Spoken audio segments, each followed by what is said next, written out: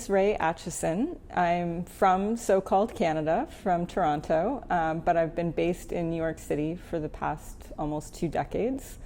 And my current role is the director of Reaching Critical Will, which is the disarmament program of the Women's International League for Peace and Freedom, which is the oldest feminist peace organization in the world, founded in 1915. And so for WILPF, I do a lot of organizing, activism, advocacy, and analysis around the United Nations. I track what's happening across many different disarmament forums related to nuclear weapons, the global arms trade, autonomous weapons, outer space, guns. And so we do a lot of work with governments to make new international law or to hold them to account for previous commitments, and help organize other civil society activists to engage within the UN process and try and make it more transparent and accessible.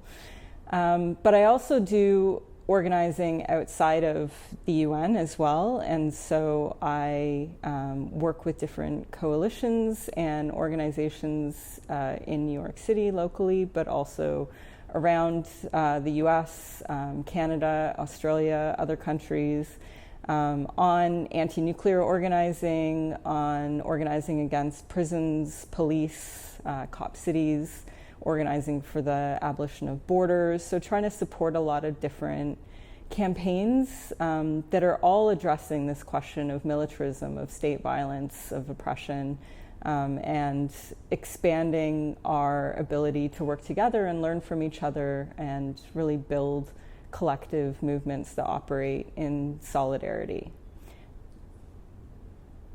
When I was in university, I was at the University of Toronto for my undergraduate, and I did peace and conflict studies there. From the time I was in high school, I was really interested in activism, anti-war activism in particular, and so that's what led me into that program. When I was graduating and looking for internships, I did one internship with a woman named Randy Forsberg, who ran this group called the Institute for Defense and Disarmament Studies in Boston. And what I didn't know when I went into that was that she was a leader of the nuclear freeze movement back in the 1980s, and had actually been the person that drafted the call for the freeze. And that was the biggest anti-nuclear movement, or anti-war movement, really. At that time, there was 1 million people in Central Park and millions more around the world campaigning for a freeze in the US-Soviet arsenal build-up at that time in the 80s. And so I learned a lot about nuclear weapons from her that I'd never even learned about in the Peace and Conflict Studies program. And after that, wanted to work in disarmament, ended up at Reaching Critical Will, fresh out of university, and have stayed there ever since. So I've been in this current role for 19 years. And I wouldn't say that I didn't know what path I was on at the time, but I just kept saying yes to every opportunity that came along. It meant living on floors for a while and not being paid very much. It meant having to go through visa processes and everything else to be able to work in the United States. But I was very fortunate to be right time, right place, and just working really, really hard and doing whatever came up to make sure that I could continue working in this space, which was really interesting to be at the UN as a young person just coming out of university, and having disillusionment with some of it, but then also really benefiting from working in transnational campaigns and having these global efforts where activists are coming together from around the world, meeting with like-minded governments, really making change. And it became clear to me that this is actually an effective space to change things, but it is slow as well. So you have to account for that, I think. But the coalition work with the International Campaign to Abolish Nuclear Weapons and with Stop Killer Robots and other groups, that's been kind of the best part of the job, is really not just being local or national, but really being international in the lens. The International Campaign to Abolish Nuclear Weapons, or ICAN, was founded in Australia in 2006 and was always intended to be a global campaign. And so I was involved from the early days of that once they launched it internationally, and was on the international steering group from then until earlier this year. And it was a very scrappy campaign.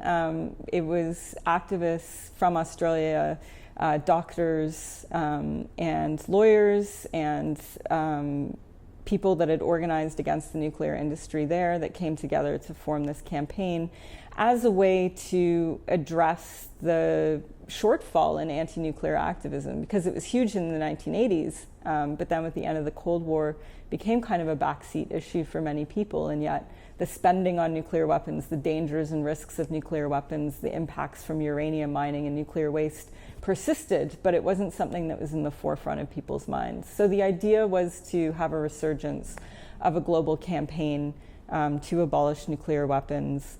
We brought it to the United Nations and started working with many of the like-minded governments who oppose nuclear weapons, which is actually the majority of the world. So there's only 9 nuclear armed states, and there's a handful more that are in alliance with those countries and support the nuclear mission. But for the most part, the majority of governments in the world and most people in the world oppose these weapons of mass destruction.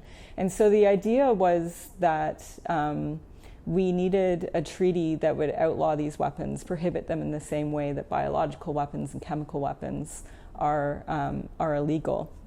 And we knew that we wouldn't have the support of the nuclear armed states to do this. We'd been trying for decades, of course, to compel them to disarm and live up to their obligations, their legal obligations to eliminate their nuclear weapons, which they were not doing, and in fact were investing more and more money into their arsenals.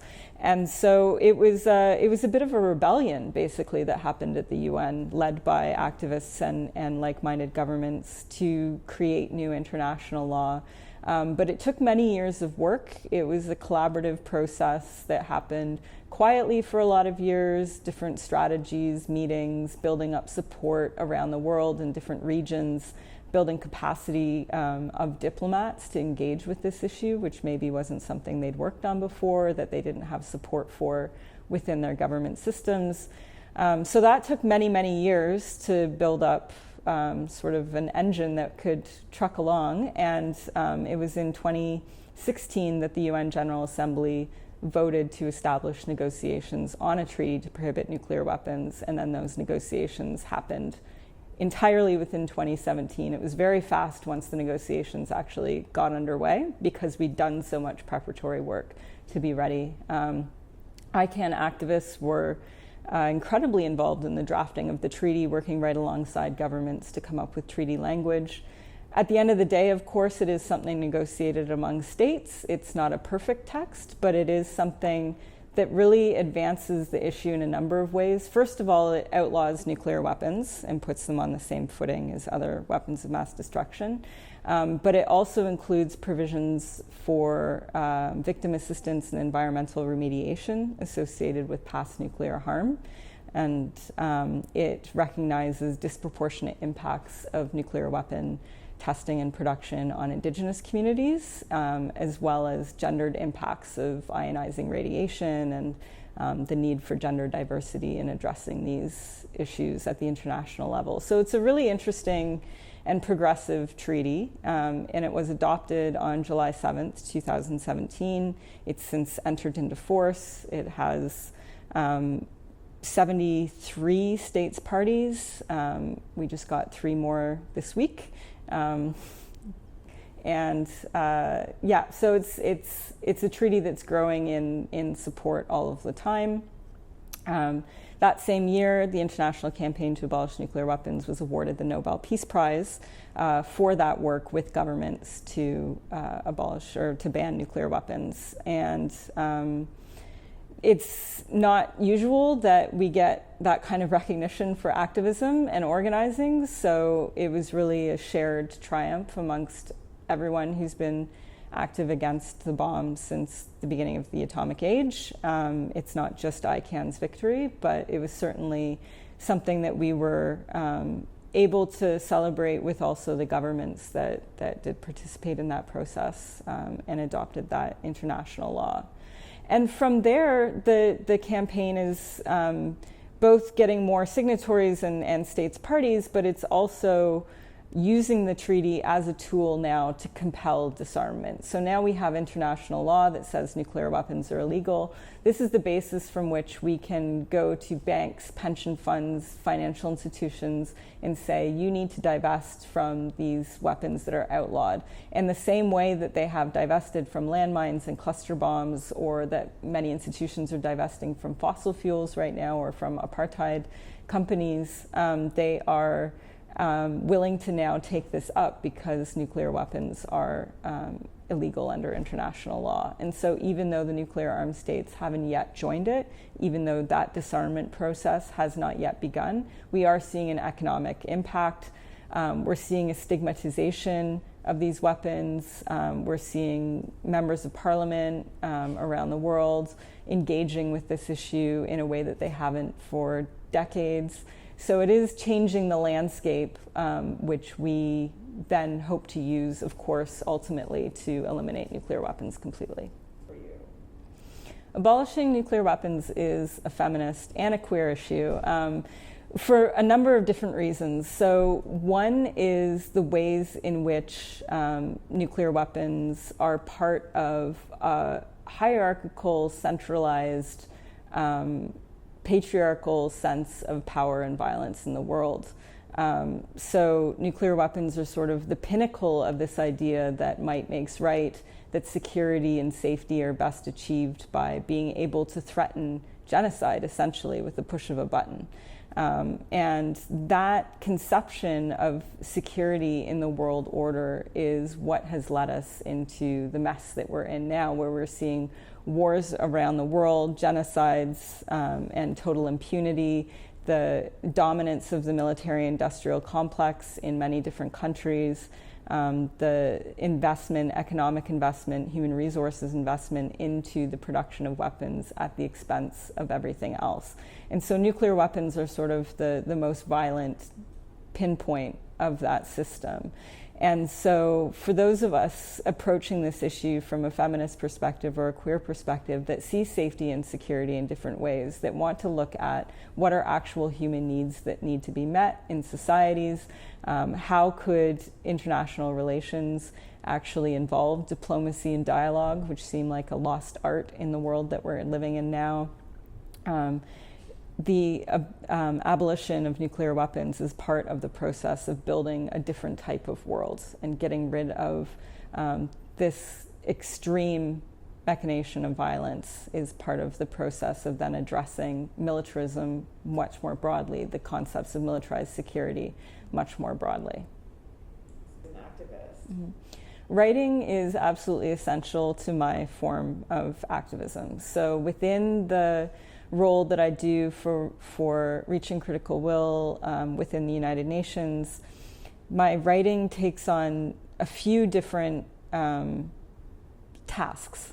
So one is advocacy and one is analysis. And the two go together, but they are distinct as well. So part of my writing is trying to convince diplomats at the UN to do specific things, to support a resolution, to support a treaty, to support the reduction of militarism, military spending. It is trying to appeal to common sense, to better natures, morals, ethics, political economy. So it's doing a lot of work in that sense to try and convince government officials, diplomats to take actions. But it's also reporting and analyzing what they are doing in real time, basically. So in that sense, part of the writing skill is being able to filter what's new and what is just rehashed positions that we don't have to be reporting on in every moment, but really finding the grains of shifts in positions or interesting new things that they're saying or doing that have meaning, and translating that into something that is compelling for those outside of the UN to read, because it's hours and hours and hours of discussion, sometimes late into the night if it's negotiations, and we have to figure out how to tell people what's happening and why this has meaning for their lives. And so it's writing quickly, but it's also writing in a compelling way that tells a story about what's happening in the UN. So that's part of my writing work. And then for the outside of the UN writing, so I've written 2 books. One was about the process to abolish or to ban nuclear weapons. Sorry, it was called Banning the Bomb, Smashing the Patriarchy. So for that one, I tried to tell that story of what happened in the UN for people that don't really work on either nuclear weapons or know what's happening at the United Nations. So it was historical, but also had, feminist theory and stories from activists and stories from diplomats. And so it tried to sort of weave a lot together, and is still very inside the UN weeds in some parts, unfortunately, but is at least a historical accounting of what happened. The other book that I wrote is called Abolishing State Violence, A World Beyond Bombs, Borders, and Cages. And so that one looks at different aspects of a state's oppression of populations. So it looks at policing, prisons, borders, surveillance, war, nuclear weapons, and capitalism. Those are the 7 chapters. There's many more, of course, that one could look at. And it tries to connect up with the movements that are doing work on each of these issues and understand what we can learn from each other, strategies, tactics, and also just how to be in solidarity with one another. And so that aspect of the writing is in some senses I guess more, a bit looser than what happens in terms of the reporting from the UN and the advocacy in the UN, but I think ultimately is still that balance between analysis and advocacy. It's explaining what's going on in the world, and it's trying to make the case for what we should be doing and how we can work together. And so I think creativity is really important for any of this writing, because you do need to tell stories to people that make it compelling for them to want to pay attention to the issues that you're passionate about. Awesome.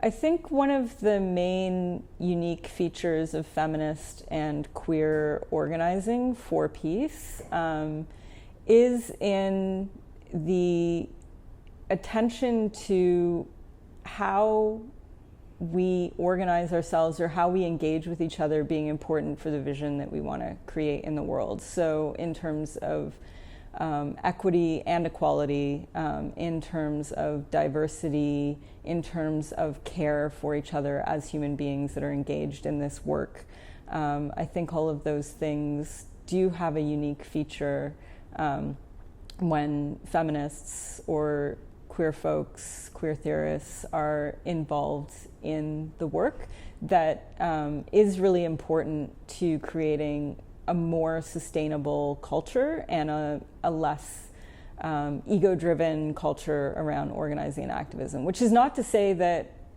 they are also perfect organizers and activists by any means, or that there's, that this is the only framework from which to organize. But I do think that there is a broader vision, a less siloed vision in my experience, working with feminists, working with other queer folks, because we are coming from a place of lived oppression in different ways in our lives.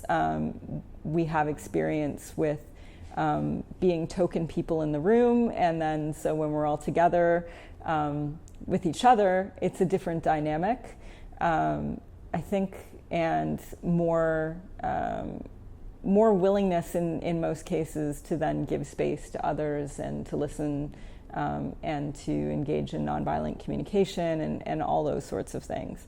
And again, I don't want to paint an overly rosy picture, because organizing is hard no matter who you're organizing with. That is the truth of the matter. But I have found that most of my best experiences have come from feminist and queer spaces. I also think that with peace is not just a single issue, right? Like it's interesting. A lot of my work around the United Nations within the humanitarian disarmament sphere is very siloed. Work with this group on nuclear weapons, work with this other group on killer robots, work with this other group on the arms trade.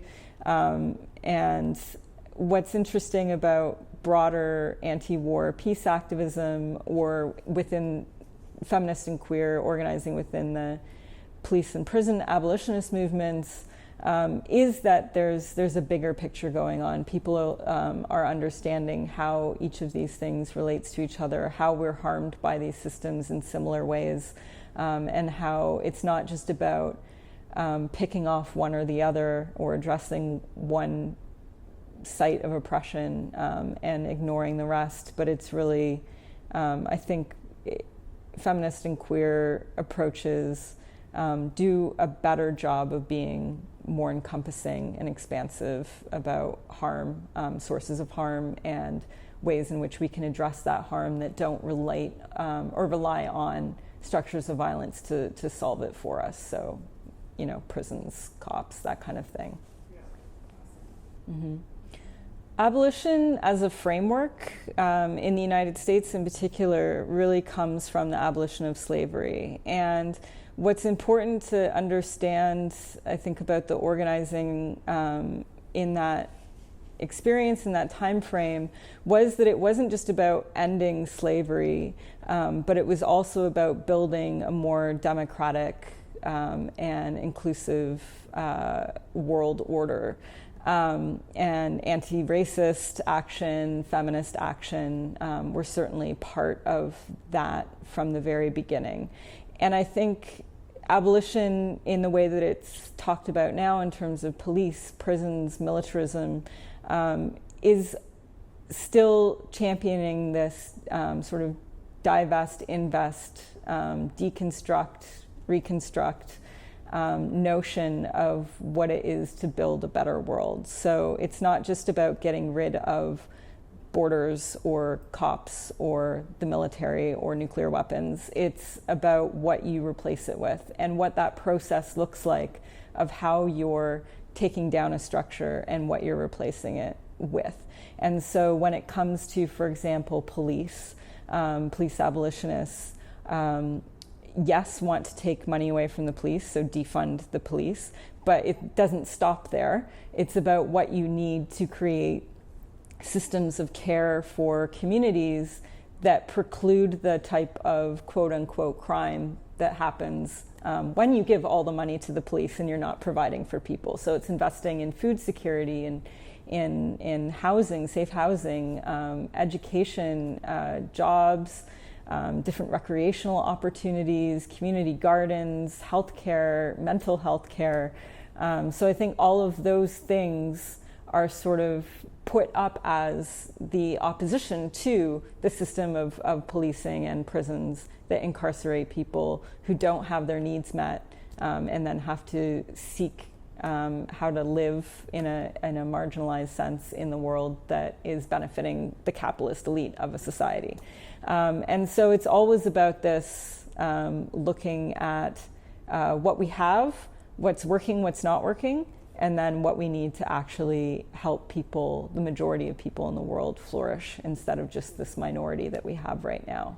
And so within that, there's a lot of imagining that has to go on, and part of the abolitionist project is about uncaging your own mind or decolonizing your own mind from what we're taught from a very young age of what it means to be safe and secure and what you need to be safe and secure in a city, in a society, and dismantling that within our own imaginations and understanding that our experience might not reflect the experience of our neighbors or other community members, and what interrogating what our relationship to the broader world is in that sense, what our privileges are, and are not as well, and doing those very important experiments within our own minds of deconstructing what is need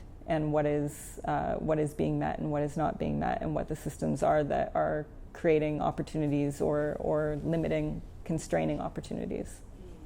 Okay. Sustaining oneself to be able to continue in this work in the long term is really, really important, not to be underestimated. That was a lesson I did have to learn over time. I think one of the things that has really helped me is that most of my friends are also involved in these various movements, so my social life is quite plugged into the work that I'm doing, and that makes it seem like, I mean, it's still work, it's still draining, it's still emotionally exhausting and physically exhausting, but there is also a joyfulness to it, and I have a lot of comrades that I love working with, and that we hit the streets together or we're in the UN together, and so I think for me, that's been really, really important to sustain myself, so I'm not alone, I'm not isolated as an individual, I'm working in coalition all the time. That's very important.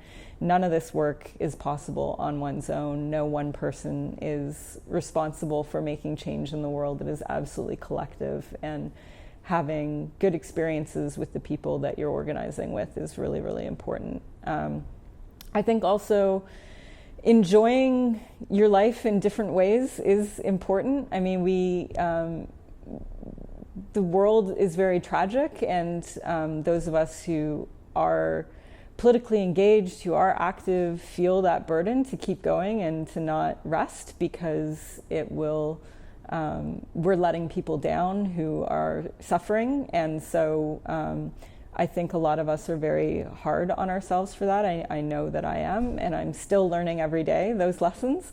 But it is absolutely important to remember that we are trying to build a better world, and we need to also enjoy that world in order to keep working for it, right? So if you love music, if you love art, if you love going to the beach, if you love rollerblading or cycling or running or whatever, these are all things that you need to take time to do, because burnout is real, and it is this thing that seems like a privilege that activists have when they're removed from a situation, but making sure that we're able to continue is important, because if we can't, then we're just letting people down even more if we ultimately just leave movements and stop being active and give up.